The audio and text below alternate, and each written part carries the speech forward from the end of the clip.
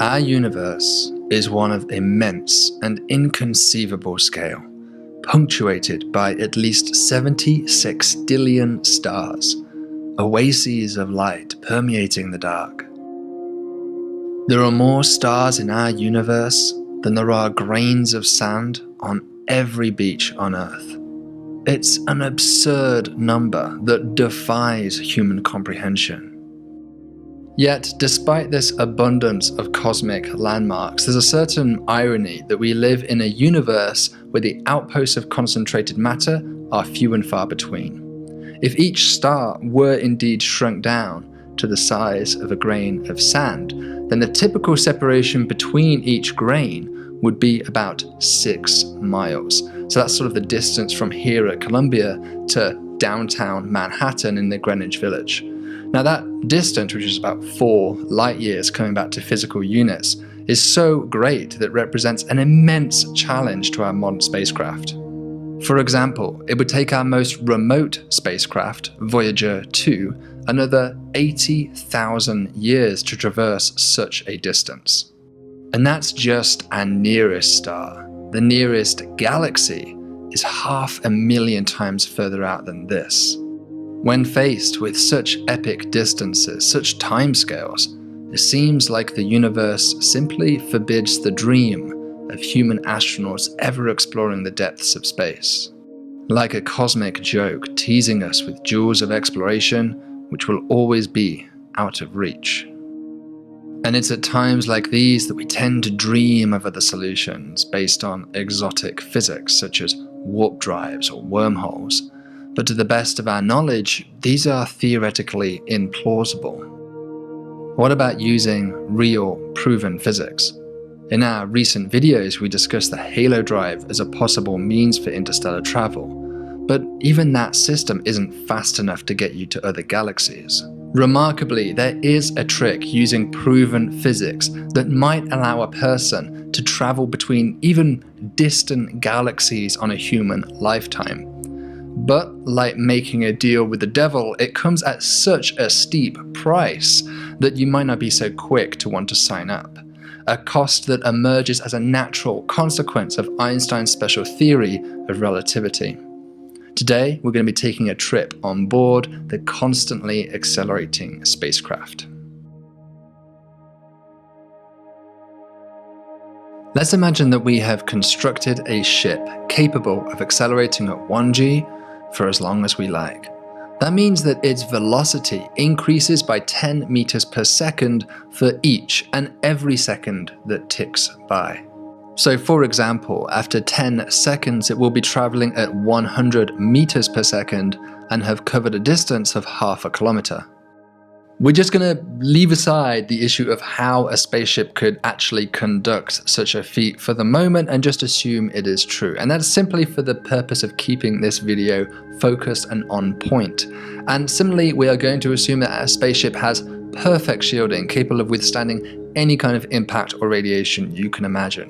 One benefit of the constant acceleration would be that this would push the crew back towards the rear of the ship, with the same force that the Earth pins us to the ground, thereby creating artificial gravity, something we've discussed in our previous video in much more depth.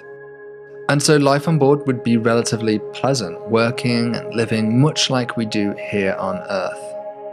A ship that undergoes constant acceleration starts out slow, but gains ever more momentum over time as its voyage continues. So this is a bit like compound interest. Your gains look small to begin with, but over a long period of time, those gains rapidly accumulate. After just 2.5 hours, we would have sailed past the moon. After 1.5 days, we'd be at Mars. And after 3 weeks, we'd have overtaken Voyager 2 and left the solar system altogether.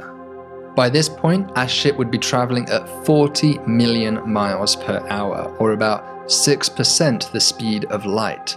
That's far faster than any spaceship we've built has ever traveled before. It's fast, but it's not fast enough for Einstein's theory of special relativity to really come into play yet. As we leave the solar system, we head out towards our nearest star system, Alpha Centauri, and see it gradually increase in brightness as we approach, whilst the sun rescinds into just another speck of light behind us. The next year is fairly uneventful. Life on board is probably rather mundane as the days, weeks, and months tick by. Yet, with each day, your ship travels about 2 million miles per hour faster than it did the day before. It's now impossible to have a live conversation with your friends and family back on Earth. The time it takes for radio waves to travel back and forth is now many months. Yet, the loneliness is somewhat alleviated by regular letters from home, updating you about the latest family news, sports results, scientific breakthroughs, and political scandals back on Earth.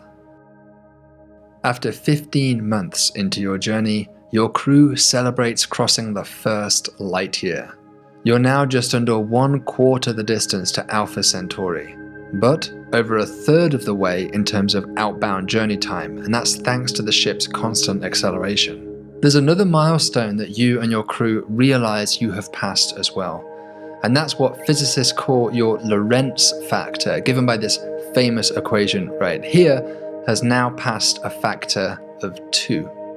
That means that the time dilation between you and Earthbound observers is now a factor of 2, and thus Earthbound observers would seem to see you moving in slow motion on board the ship. From this point on, Einstein's theory of special relativity will have an ever greater influence on you and your ship. That's because you are now traveling away from the Earth at 87% the cosmic speed limit, the speed of light. Now, if there were no such limit, then you should expect to cross the speed of light in 45 days' time. But Einstein's theory, a theory which has been rigorously tested and proven back on Earth, states that nothing can move faster than the speed of light. Moreover, all observers, no matter what their speed, will always observe the speed of light to be the same. Now, this is very non-intuitive. If a horse chases down a moving train, then the train appears to be moving slower than usual from the horse's perspective.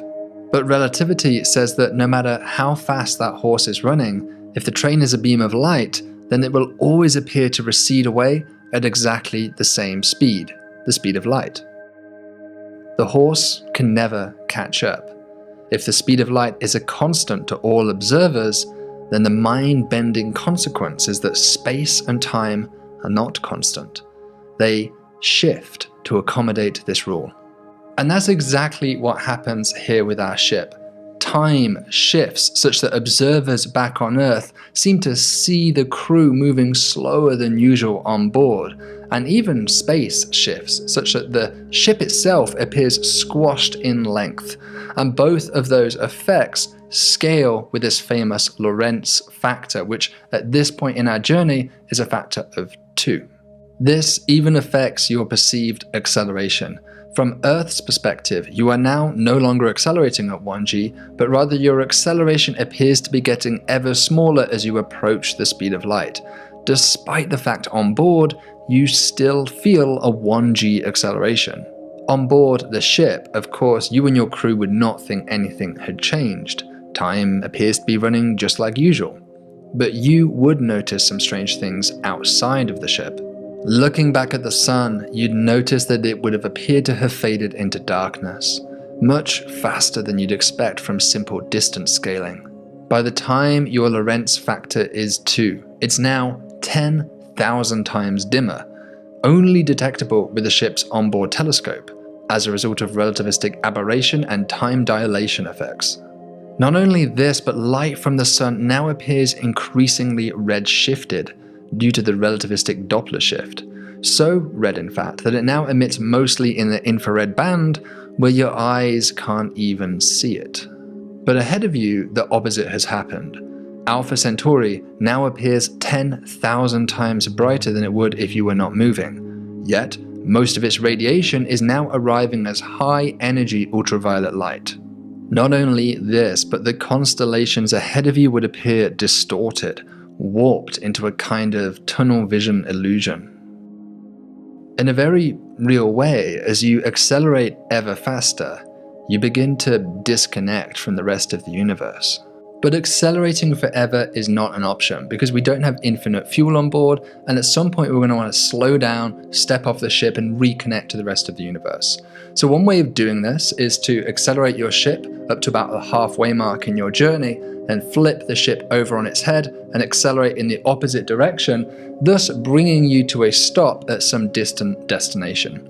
Now let's stick with our original destination. That's Alpha Centauri, which is 4.4 light years away. Remember that this means that a beam of light emitted from Earth would take 4.4 years to reach Alpha Centauri. Yet, because of the time dilation effects on board, you would land your ship on one of the Alpha Centauri planets, having aged just 3.5 years. Don't worry, you didn't outrun a beam of light here, because according to clocks back on Earth, the journey took you 6 years. Maybe you spend a few weeks exploring this new planet, then head back on board and make the return journey home. When you get back home, about 7 years would have passed for you, but 12 years for everybody back on Earth. Not a bad timescale to complete a journey to the nearest star. Recall that your ship started decelerating at the halfway mark, 2.2 light years from Earth. That would be about 1.8 years into your journey from your perspective, at which time your ship would be traveling at 95% the speed of light. Let's imagine that a fight broke out on board, and the crew decided they didn't want to go to Alpha Centauri anymore. They wanted to use all of this momentum to go further, far further than anyone dreamed of. Now remember, we're considering here only round-trip scenarios. We'll relax that assumption later, but for now, any journey is defined by 4 phases: outbound acceleration, outbound deceleration, inbound acceleration, and then inbound deceleration. With that in mind, recall that a round trip to Alpha Centauri would take 7 years for the crew. But now let's go further out. Our sun lives within a region of space of slightly higher hydrogen gas density than usual, a region about 30 light years across and playfully known as the local fluff. A ship which makes a trip to the edge of this local fluff would age 13.4 years during their adventure. Upon return, they'd find that their children were now older than they were, having aged those 13.4 years plus another 50, giving rise to some strange reunions. Nobody believed me, but I knew he'd come back. Yeah. Because my dad promised me.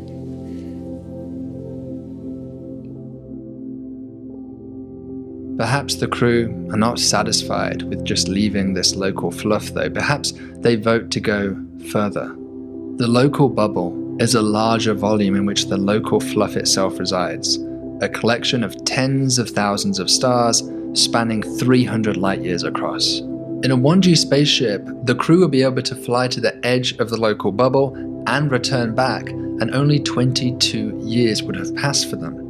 But by the time they return to Earth, they would be historical relics, as 6 centuries would have passed back on Earth.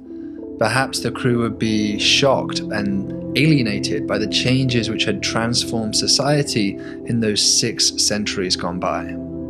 Let's go further and set a round trip to leave our galactic spiral arm, the Orion Spur, for which the round trip would take 31 years for the crew.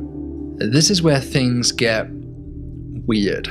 Remember that your journey is characterized by 4 phases, and at the end of that first phase of acceleration, you're hitting your peak velocity. So if you're journeying out to the edge of the Orion Spur, that first phase would take you about 8 years. But after about 6.5 years, you and your crew would look out of the front window and you would see something very strange. 2/3 of the way into your 7th year of travel, a small patch of the sky ahead looks like it's glowing red. At first, you think that your eyes are simply playing tricks on you after so many years in space, but then you realize that your Lorentz factor by now is 650, and the leftover radiation from the Big Bang, the cosmic microwave background, has now blue shifted all the way from the microwave to visible red light. Over the course of your now final year of outbound acceleration, you and your crew are amazed to see this small patch of the sky ahead grow ever brighter, ever bluer, until at its peak velocity, it's like staring down into the eye of a cosmic rainbow, as if the ship has now finally caught the gaze of the universe itself. Perhaps not satisfied with leaving the Orion Spur, you instead choose to journey to the edge of the galaxy itself, a round trip for the crew of 41 years.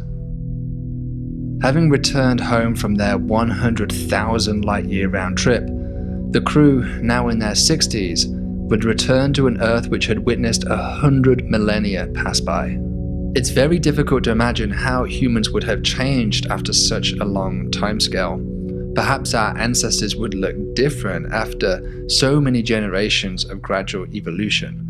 Perhaps they would speak completely different languages to the ones we recognize today.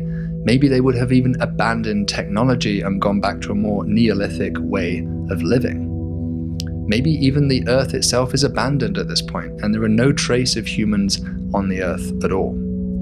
Whatever happens at this point, the ship's computer database very likely represents an ancient library containing information long lost to the eons of time back on Earth.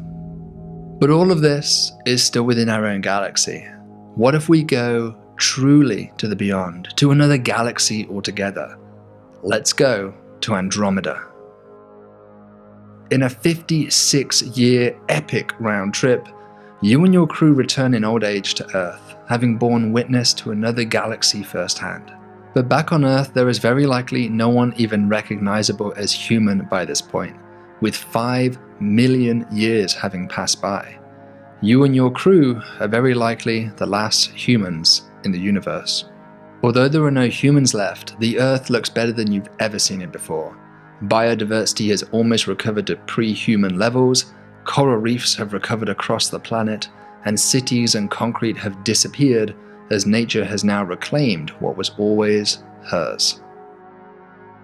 If we wish to venture further afield than Andromeda, then we may start to need life extension technologies for the crew. Voyaging beyond our cluster of galaxies, the Virgo cluster, would require a round trip of 67 years for the crew. The Virgo cluster lives within the Laniakea supercluster of galaxies, a region of space spanning hundreds of millions of light years and containing tens of thousands of galaxies. Your round trip now would take 76 years.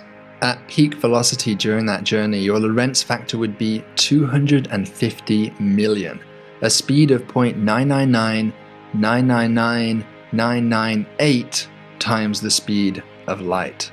By this point, the cosmic microwave background will have appeared to have increased from its ambient 2.73 Kelvin temperature to over 1 billion degrees Kelvin. That's the temperature that the universe was after just a few minutes after the Big Bang itself. Needless to say, this would be an extremely hazardous radiation environment for you and your crew, not to mention the now ludicrous shielding requirements to protect against impacts. Sometimes you hear it said that as you get to relativistic speeds, the momentum of the ship increases so much that somehow protects it from impacts. But from the perspective of the ship, it is not moving. It is the particles, the space debris out there that has the extreme momentum, and thus collisions with these tiny particles would not be for the faint of heart. After completing your 76-year round trip to the edge of the Laniakea supercluster, your home system would be barely recognizable. Landing on Earth, continents would have shifted into unfamiliar positions. The surface is now devoid of plants or animals, and you can no longer even breathe the air around you. Over the last billion years, the sun's luminosity has now increased by almost 10%, which in turn has increased the rate of weathering on the Earth. That weathering has removed carbon dioxide from the atmosphere, so much so that photosynthesis is now no longer possible, ending the reign of plant-based life, ceasing oxygen production, and collapsing the food chain. By this point, even plate tectonics may have shut off as water evaporates from the Earth's surface. These would be the last days of multicellular life on Earth. Beyond this point, only simple microbial life would be able to cling on to existence for maybe a few 100 million years at best. The living Earth is gasping her last breath. And so I think it would be a mournful return to come back to your home planet and see it not go out with a bang, but be suffocated with a slow, drawn-out, cruel death, perhaps reminding you of the fate which likely awaits yourself, as now even your own body is feeling the effects of time.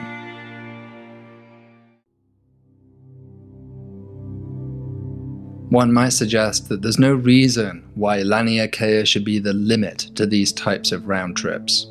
After all, the time dilation is now so extreme that we can travel exponentially further with each passing year. Indeed, you sometimes hear it claimed that we could even travel to the edge of the observable universe using constant acceleration.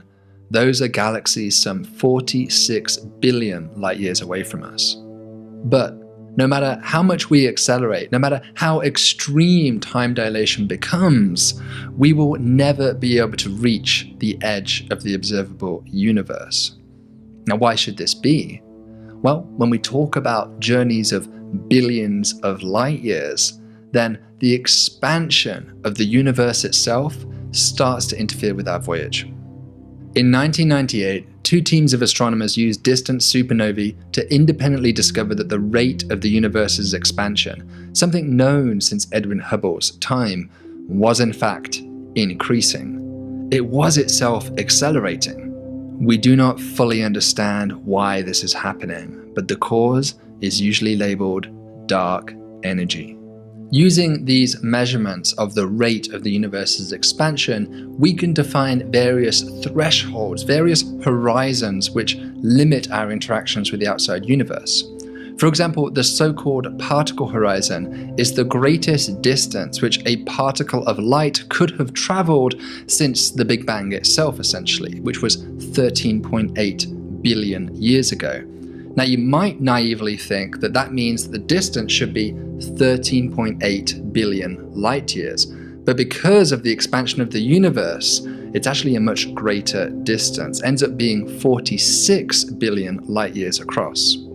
Now, coming back to our spaceship adventure, if I want to make a round trip over cosmic distances, then this expansion causes the distances between regions to gradually grow during my trip, meaning I have to travel further than I thought I did. Now, this isn't important if you're traveling within a gravitationally bound region like a galaxy, say, that resists the expansion, but it is very important as we voyage beyond our galactic supercluster. As far as I can tell, there is no previous mention or calculation of a round-trip horizon in the literature, but we should be able to calculate it by solving the following set of equations.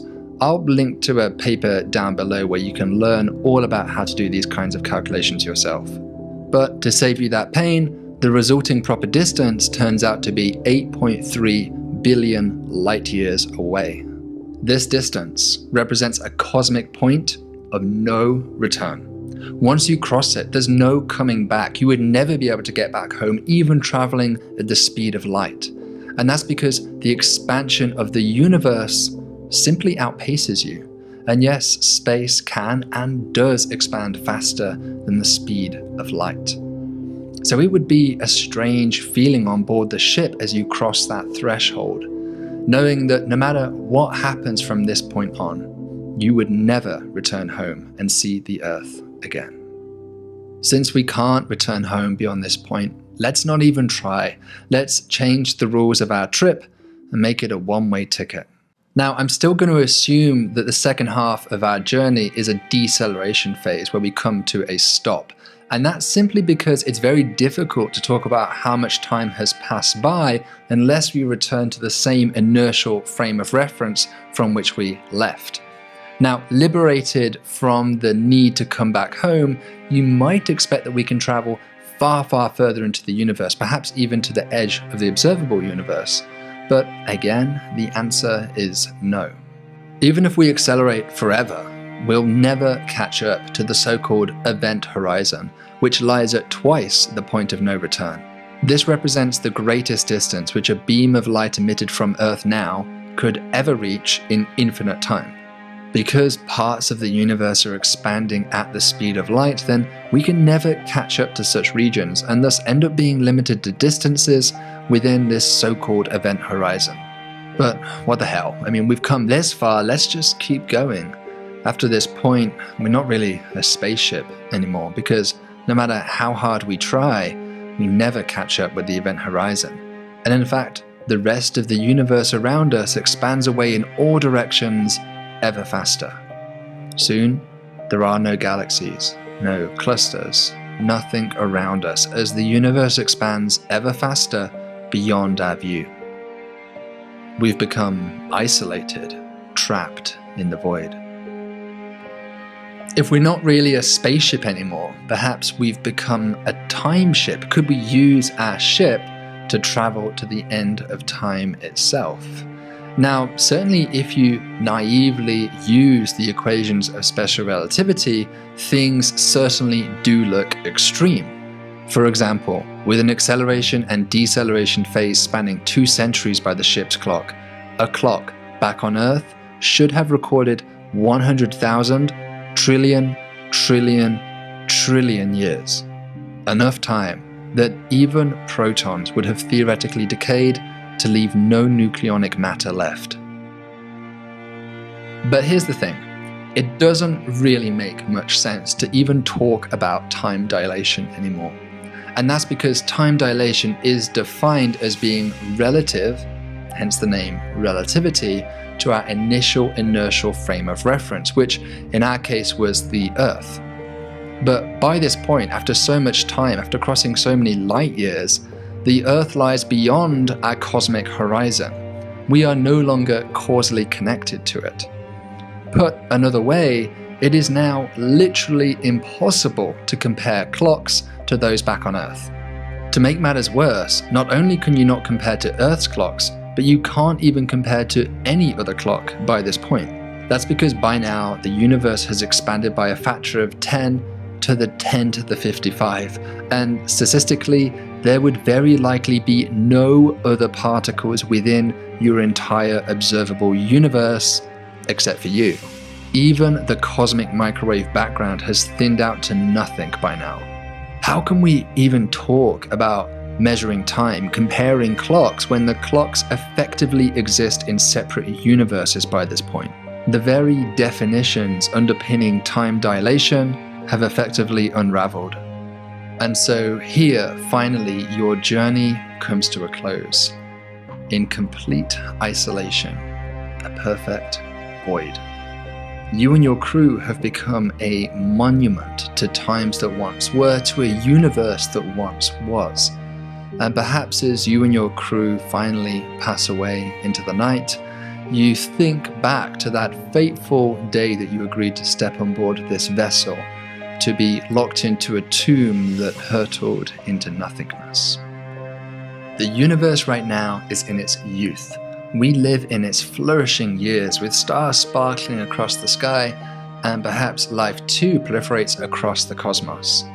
This is its golden era, and we are a product of it. There's never been a better time to be alive, and there probably never will be again. Like all things, the universe must eventually end. But for now, we have a moment in the sun. Summer days to live, grow, and build by. Let us use the time that we have wisely. It's just his place to hide. He pushed away the pain so hard, disconnected himself from the person he loved the most. It's okay. when you win, you lose.